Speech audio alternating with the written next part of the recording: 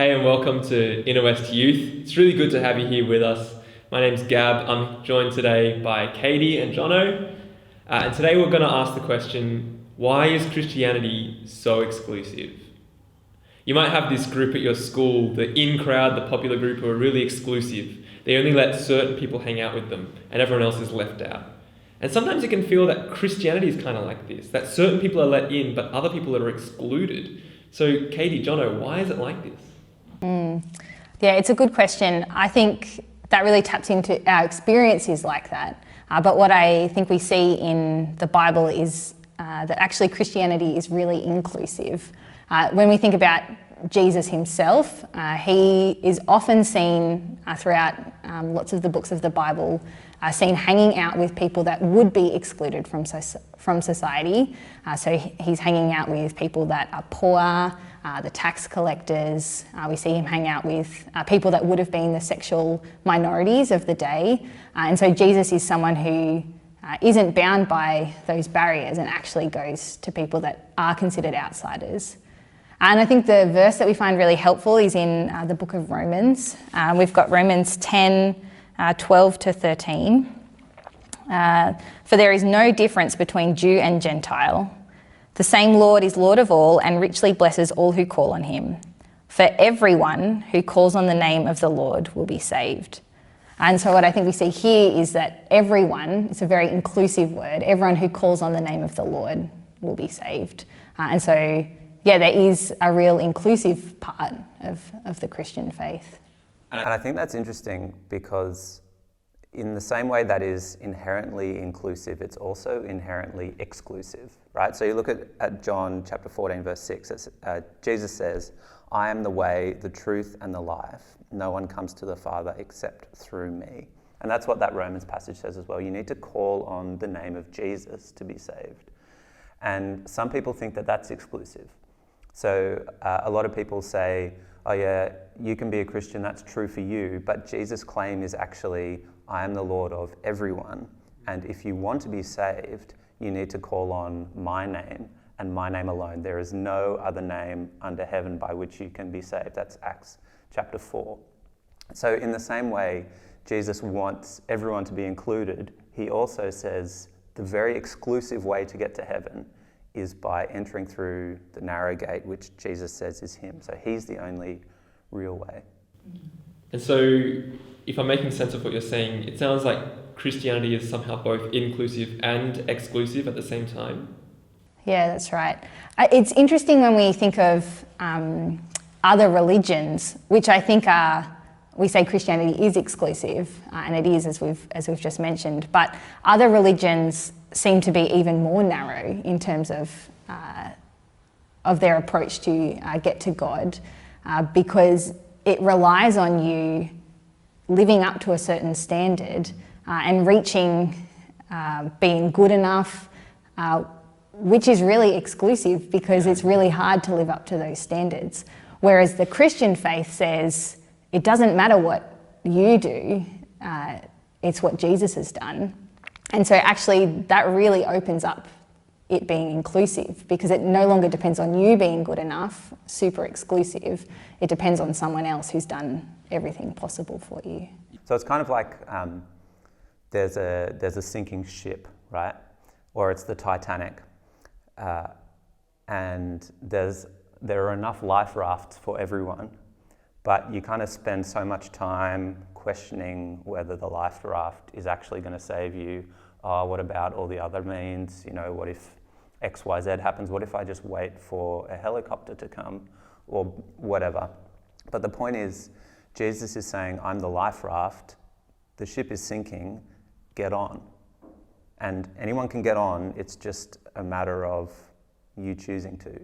So really, Christianity is not exclusive unless you choose to exclude yourself. So in not getting on the life raft, you can say, oh, well, Christianity is exclusive because I'm not included. But you have actually made the decision to not get on the life raft, and then you have to face the consequence for that. But if that's true, if Christianity is so inclusive, if anyone can get on the life raft, then how come it seems so exclusive at times?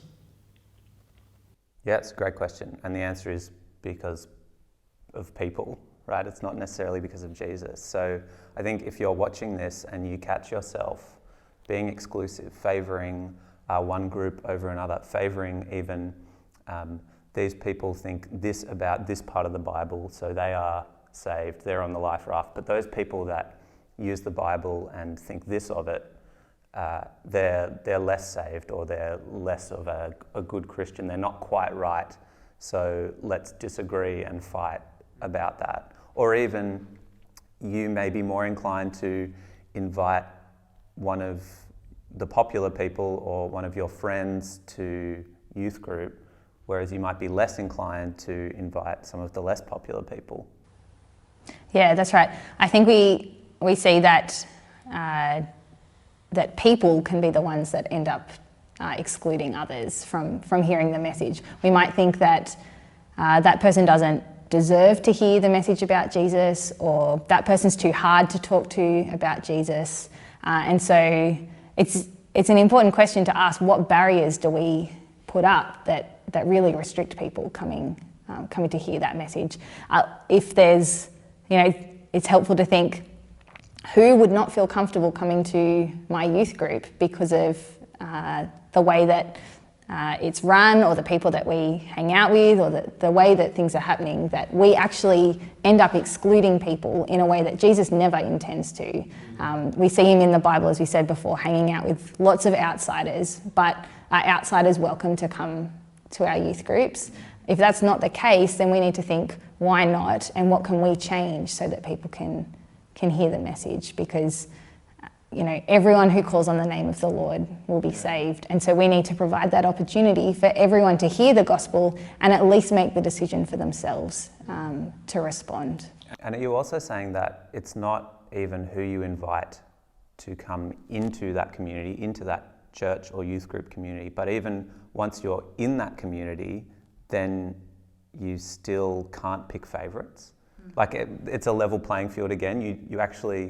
You don't have the luxury of saying, oh, this is my friend, this is not my friend, so I'm going to love this person more, I'm going to be friends with this person more at a church or a youth group. So there's actually exclusion within the community of God's people. There are people who are saying, oh yeah, we're the cool group, so we sit at the front of the life raft, but you sit at the back of the life raft, just because, we're friends and we love you and we're all in the same life raft, but just no thanks, you're a little bit annoying, or you don't dress as cool as I do, or whatever. Is that what you're saying? So there's yeah, well, I think when we reflect back on our condition before Jesus, all sinners, couldn't save ourselves. Jesus saves us all in the same way. We're all saved by grace. None of us are deserving it more than others. And so when we think, actually, that's my condition, that's how I've been saved, then what right do I have to feel better than someone else when, I was the one drowning and in need of the life raft just as much as everyone else? It changes completely the way that you interact with both outsiders, but also those people that you meet with regularly. You can't have favourites then when it comes to that. Well, thanks so much, guys. You've really shared some helpful insights for this topic. Just to recap, what we've seen today is that Christianity is hugely inclusive, that the message of Jesus is for everyone, but we can exclude ourselves by not believing it. We can exclude others in the way that we act.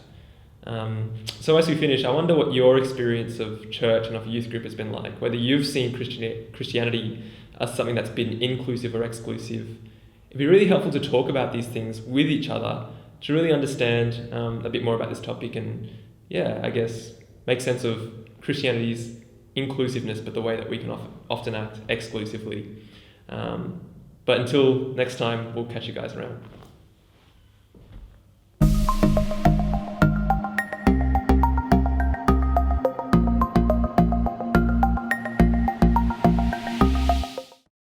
Hey, thanks so much for watching. We really appreciate it. We are Inner West Youth. If you are looking for more content to fill your lives with during COVID, you can click here, or here, or here. Thanks. Bye.